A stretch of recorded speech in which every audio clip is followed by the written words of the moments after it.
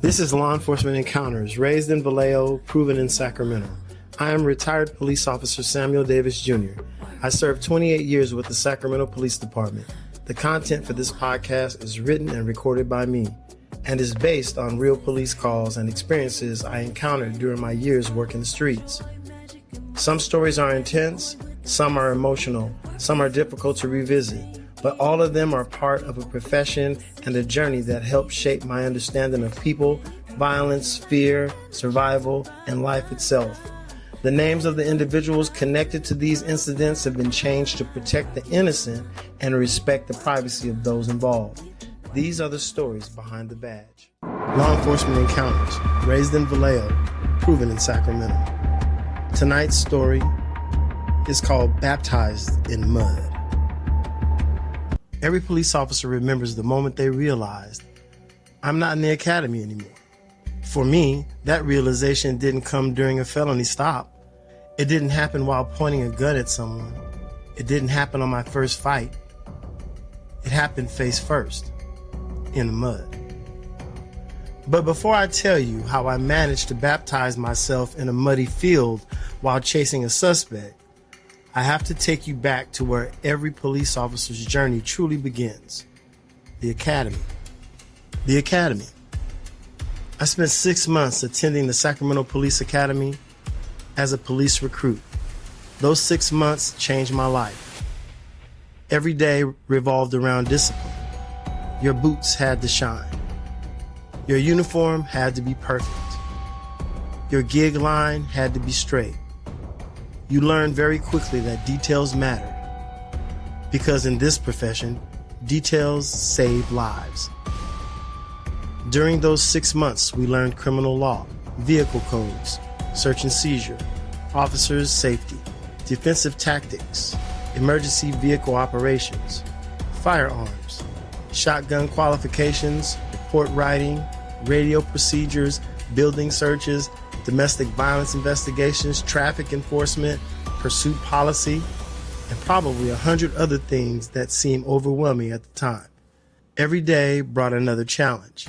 Every week, another test. Every month, another opportunity to prove you belonged there. There were days when we were exhausted. Days when we questioned ourselves. Days when we wondered if we'd ever make it. But then graduation day arrived. I'll never forget it. Standing there in uniform, family watching, friends celebrating, looking across at classmates who had survived the same journey. 6 months earlier, we were strangers. Now we were police officers and CSOs, or at least we thought we were.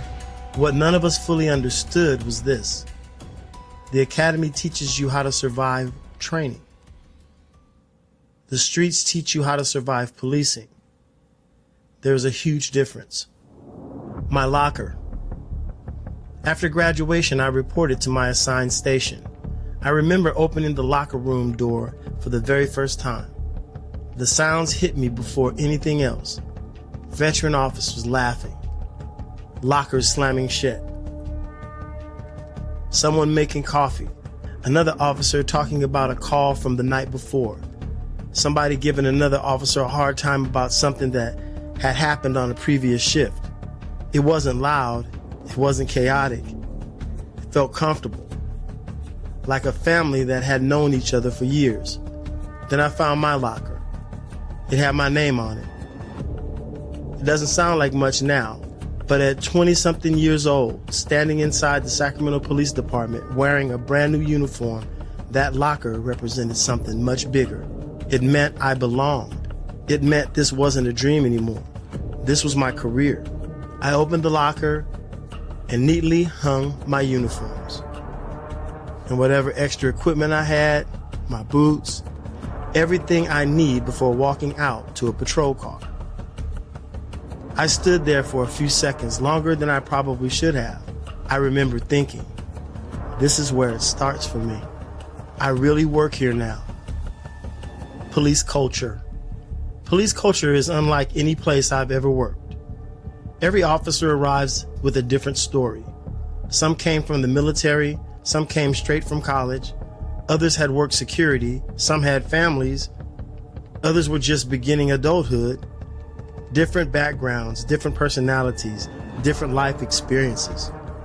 Yet somehow, everyone came together with one purpose: protect the community.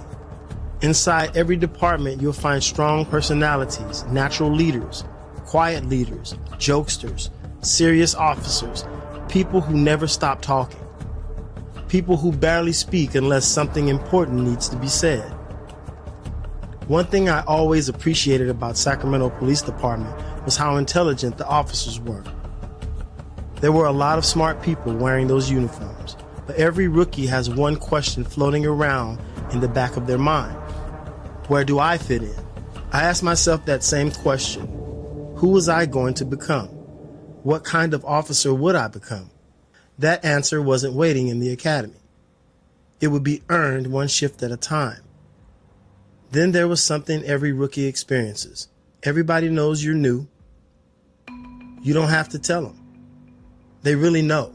The way you walk, the way you look around, the questions you ask, the slight hesitation before making a decision. Veteran officers can spot a rookie almost immediately. And that's okay, because every one of them had been exactly where I was.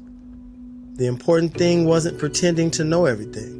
The important thing was listening, learning, working hard, being humble enough to improve.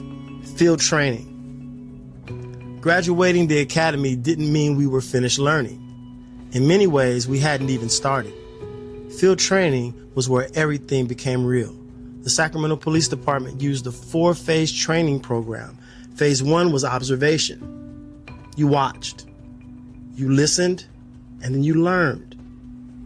You let your training officer show you how real police work was done.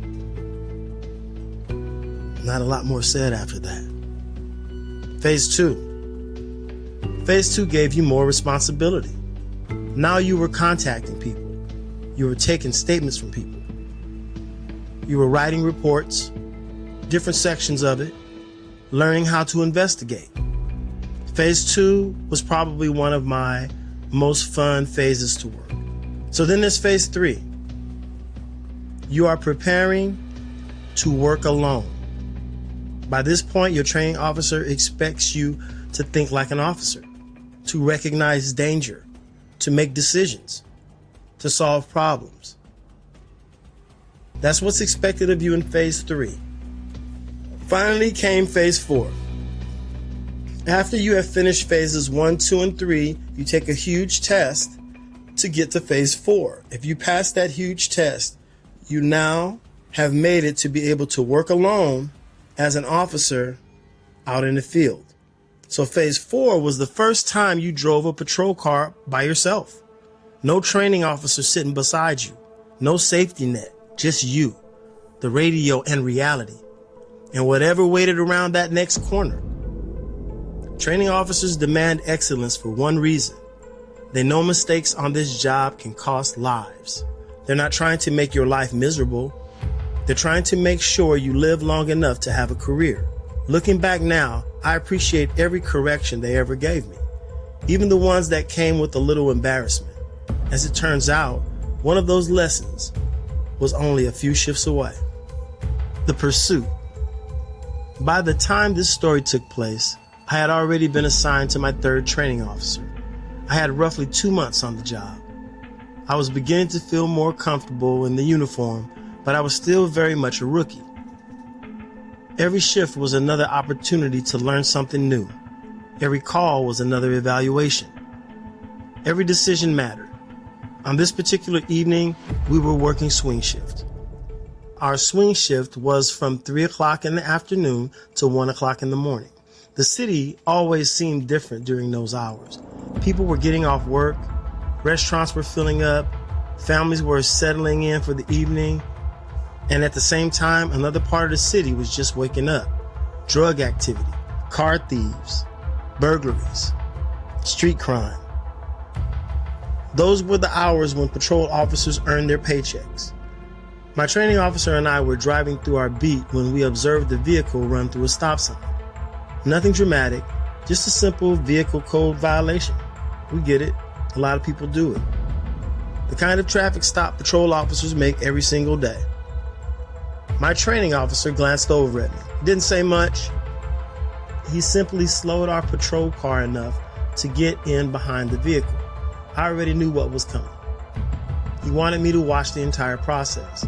Making a traffic stop is one of the most common things a police officer does, but it is also one of the most dangerous. You never know who's inside that car. You don't know if the driver is wanted. You don't know if there are drugs inside. You don't know if there's a gun sitting in someone's lap. Every traffic stop begins with unanswered questions. My training officer reached for the radio. He calmly advised dispatch of our location and the vehicle we intended to stop. Everything sounded routine, professional, and calm. Exactly the way it had been taught in the academy.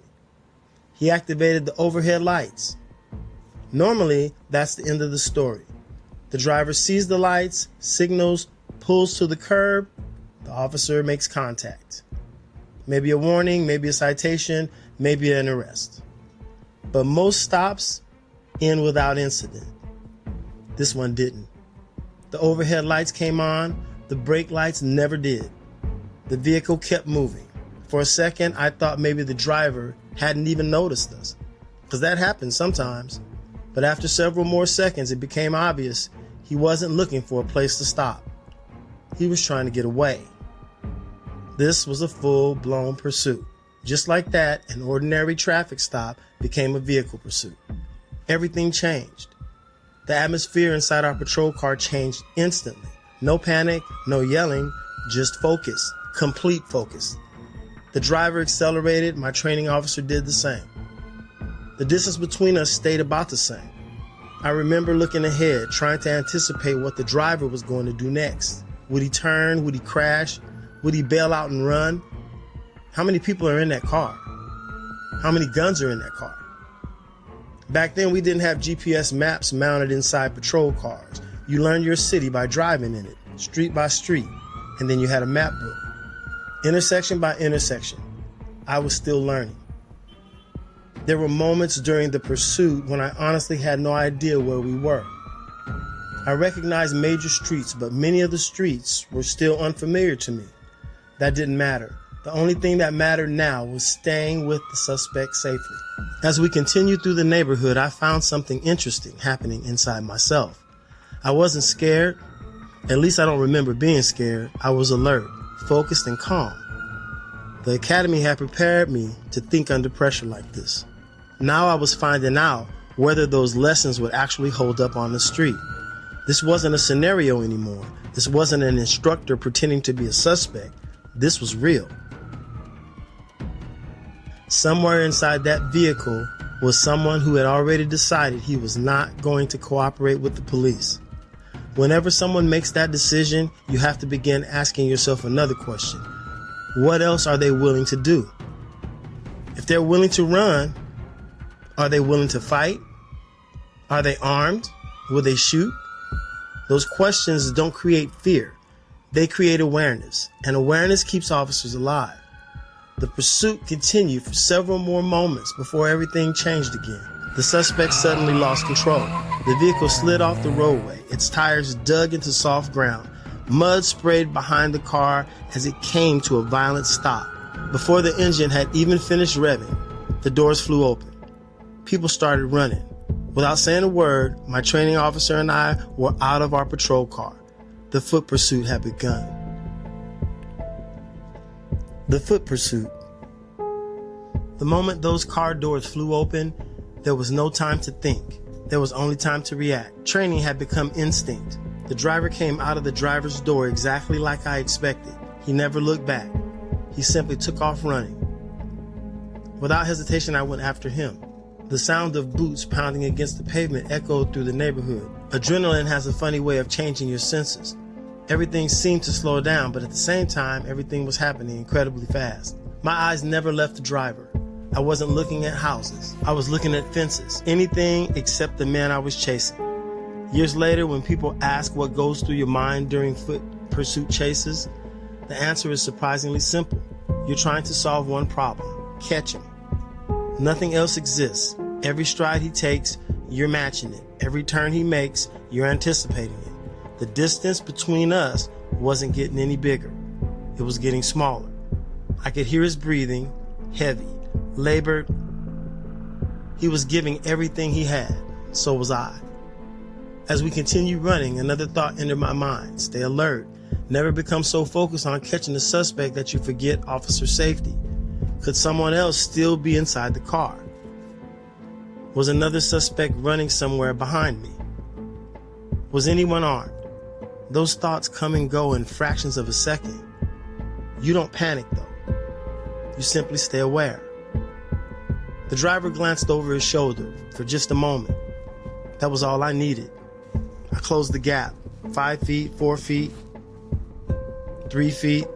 I lunged forward with both hands to shove him squarely in the back. He went down. The arrest was over. At least, that's what I thought. The moment my hands made contact with him, my own momentum carried me forward. I couldn't stop. My boots kept driving. My body kept moving. The next thing I knew, I was airborne. And then, wham! I hit the ground, face first, not dirt, not grass, mud. Thick, cold-ass Sacramento mud. The kind that doesn't just get on your clothes, it becomes your clothes. The impact sent muddy water everywhere.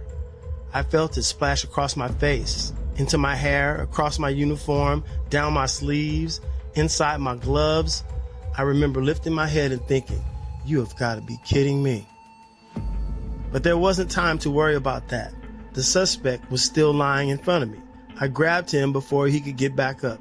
Put your hands behind your back as I guided them there. To his credit, he did exactly that. Within seconds, he was handcuffed. The pursuit was over. The arrest was complete. Only then did I finally take a look at myself. I couldn't believe what I was seeing. From the tips of my boots to my knees, my duty belt, my shirt, my turtleneck, even parts of my face, I was absolutely covered in mud. Not little splashes, not dirty, covered. If someone had thrown me into the middle of a swamp and pulled me back out, I couldn't have looked much worse. About that time, my training officer walked over. He looked at me, then he looked at the suspect, then he looked back at me again. He didn't ask if I was hurt. He didn't ask if I needed another uniform. He just stood there, trying his best not to laugh. Unfortunately for him, he failed. He started laughing, and honestly, I probably looked completely ridiculous. I had just made a good arrest, got wrestled an alligator in a mud pit to do so. Dinner with a swamp monster. By the time everything settled down, the suspect had been searched, handcuffed, and turned over for transportation. He was on his way to jail. The pursuit was over. Paperwork would come later. Now it was just my training officer and me standing there. He looked at me from head to toe. I looked back at him. I didn't even have to ask. He already knew how bad I looked. There wasn't a clean spot left on my uniform. My polished boots had completely disappeared under a thick layer of mud. My navy blue pants were now brown. My shirt wasn't much better. Mud covered my knees, my duty belt, my radio, even my turtleneck had somehow managed to collect mud. I remember wiping my face with my hand. That didn't help it. It only spread the mud around even more.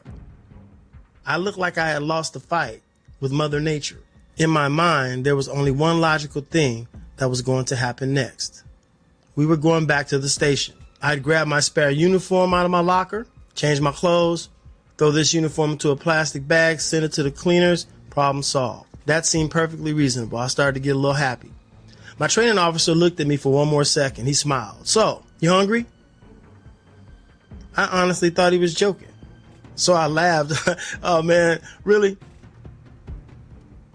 Then I realized he wasn't joking. Come on, let's go eat. That's it. No discussion, no sympathy, no go clean yourself up, no let's head back to the station, just let's go eat. I climbed back into the patrol car, still dripping mud, as we drove towards the restaurant. I kept looking down at myself. I couldn't believe this was actually happening. Part of me wanted to laugh. The other part of me wanted to disappear. When we pulled into the parking lot, now I was hoping we just grab something, through a drive-thru or something like that. Maybe he'd show a little mercy. Nope. He parked, turned off the engine, looked over at me. Let's go. I climbed out of the patrol car and started walking towards the front door. Every step left little chunks of dried mud behind me. I opened the restaurant door. Conversation slowed. People looked up. Then they looked at me. Police officers usually attract a little attention when they walk into a restaurant, but not like this. This wasn't the confident image of a police officer walking in after a long shift. This looked like somebody had dragged an officer behind a truck through a muddy field. I could almost feel people wondering, what in the world happened to him? My training officer couldn't have looked more normal though. His uniform was clean, his boots were polished. He looked exactly the way a police officer should look. Then there was me. I looked like the before picture in a detergent commercial. We sat down at the table. The waitress walked over. She looked at my training officer and she looked at me. Then she looked back at him. There was a slight pause. Nobody said a word about the mud, but everybody was thinking it. My training officer finally broke the silence without even looking up from the menu. He said, I bet you'll watch where you're running next time. I started laughing. What else could I do? The embarrassment was already over. The lesson had already been learned. And sitting there across the table from my training officer, covered from head to toe in Sacramento mud, I realized something. This wasn't really about the mud. This was his way of teaching me something every young officer eventually learns. Police work is serious, but if you can't laugh at yourself once in a while, this job will wear you down. Years later, I would tell the story to young officers. Every single time they laughed. Every veteran officer laughed even harder because they all had their own versions of the mud story. Maybe it wasn't mud. Maybe it was falling over a fence. Maybe it was getting sprayed by a skunk. Maybe it was stepping in dog poop. Maybe it was walking into the wrong house. Whatever it was, every officer has that one story, the one that keeps you humble, the one your parents never let you forget. This was mine. Reflection. When I think back on that night, I don't remember the mud first. I remember the lesson. As young officers, we often believe every day on the job is going to be about catching bad guys, making arrests, and proving ourselves. The truth is, some of the greatest lessons you'll ever learn have nothing to do with making an arrest.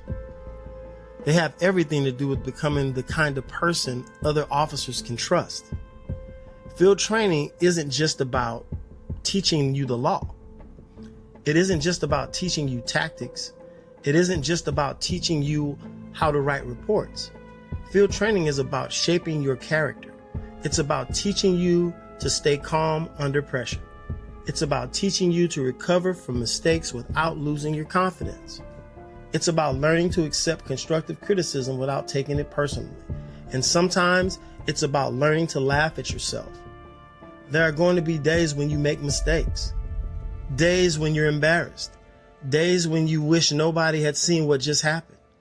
The important thing isn't whether those moments happen. The important thing is what you do after they happen. Do you learn from them? Do you grow from them? Do you become a better officer because of them? I believe every good training officer understands something that rookies don't yet know. Confidence is earned, not by pretending to be perfect, but by surviving imperfect moments. Looking back, I don't think my training officer took me to dinner because he wanted to embarrass me. I think he wanted me to understand something much bigger. Police work is serious, deadly serious. Lives depend on the decisions we make every day. But if every shift only becomes about stress, danger, and pressure, this profession will eventually wear you down. Sometimes the best medicine inside a police department is laughter. Not laughter at someone else's expense, but laughter that reminds us that we're human. Laughter that tells a rookie we've all been there. Laughter that builds friendships strong enough to carry you through the difficult calls that are still ahead. Years later, I worked with officers who had become lifelong friends. We laughed about calls. We laughed about mistakes. We laughed about ourselves. And somewhere in those moments, trust was built. Trust that couldn't be manufactured in the classroom. It had to be earned one shift at a time, one call at a time, one mistake at a time. If you're thinking about becoming a police officer, understand this. You don't have to be perfect. You do have to be teachable. You have to be humble enough to learn, strong enough to accept correction, disciplined enough to improve, and mature enough to laugh at yourself every now and again. Because one day, years from now, you'll probably be sitting across the table from a young rookie telling your own stories. And chances are, you'll have a mud story of your own to tell. Hey, what's up, everybody? Welcome to the epilogue from Baptized in Mud. There are moments in every police officer's career that become permanent. Some are remembered because they were tragic, and some because they were dangerous, and some because they make you laugh every time you think about them. This was one of the moments for me. I never forgot the pursuit. I never forgot diving into that mud. And I certainly never forgot sitting in that restaurant looking like I had just crawled out of the bottom of a river while my training officer enjoyed every minute of it. At the time, I thought the lesson was about paying more attention to where I was running. Years later, I realized the lesson was much bigger than that. The lesson was about perspective. Police work will test you. It will challenge your confidence. It will humble you. Sometimes you handle a call perfectly. Sometimes you'll wonder what in the world just happened. The important thing is that you keep showing up. You keep learning, you keep listening, you keep improving. One muddy uniform never defined my career. One embarrassing moment never determined what kind of police officer I would become. In fact, moments like that helped shape me into the officer I eventually became. 28 years later, I can honestly say that I wouldn't change a thing, not even the mud. Because every embarrassing moment, every correction, every lesson, every training officer, every partner, every laugh, every difficult call added another brick to the foundation of the police officer I was becoming. If you're considering a career in law enforcement, understand this. You're going to make mistakes. You're going to have moments you wish nobody had witnessed. You're going to have stories your partners will never let you live down. That's part of earning your place. Don't let those moments discourage you. Let them teach you. Because one day, years from now, you'll find yourself sitting across from a young officer who's just beginning the same journey. When they tell you about the mistake they're embarrassed to admit, smile. Share your own story. Maybe even tell them about the time you chased a suspect, made a good arrest, and got baptized in the mud. Because that's how this profession has always moved forward. One generation teaching the next. One lesson at a time, one story at a time. All right, so before we wrap up this episode, I want to leave you with one final thought. If you listen closely, you probably notice something different. Beginning around the middle of the pursuit, you hear the police siren almost continuously. That's not there for dramatic effect. It's there because that's what the job sounds like. When I recreated those sirens, I wanted them to sound as close as possible to what I heard for years while working patrol with the Sacramento Police Department. During a vehicle pursuit, that siren doesn't stop. It becomes part of the environment. It's in your ears while you're watching traffic, listening to the radio, making split-second decisions, and trying to safely bring a dangerous situation to an end. If listening to that siren for a couple of minutes started getting on your nerves, good, because that's a small glimpse into the reality of policing. Over time, officers become so accustomed to hearing it that they almost stop noticing it. But in the beginning, it's one more thing your brain has to process while everything else is happening around you. That's one of the goals of this podcast. These stories aren't just about entertaining you. They're designed to help you experience the profession as honestly as possible. Whether you're thinking about becoming a police officer, you're a family member of one, or you're simply someone who wants a better understanding of law enforcement, I want you to hear, feel, and think about what these officers experience before you're ever standing in those shoes. Very soon, I'll also be launching a companion educational series focused on understanding the profession early. We talk about the things that most people don't learn into the police academy, or more importantly, until they actually hit the street. My hope is that by learning these lessons now, you'll have a clearer picture of what policy really is, what it isn't, and why those realities matter. Thank you for spending this time with me.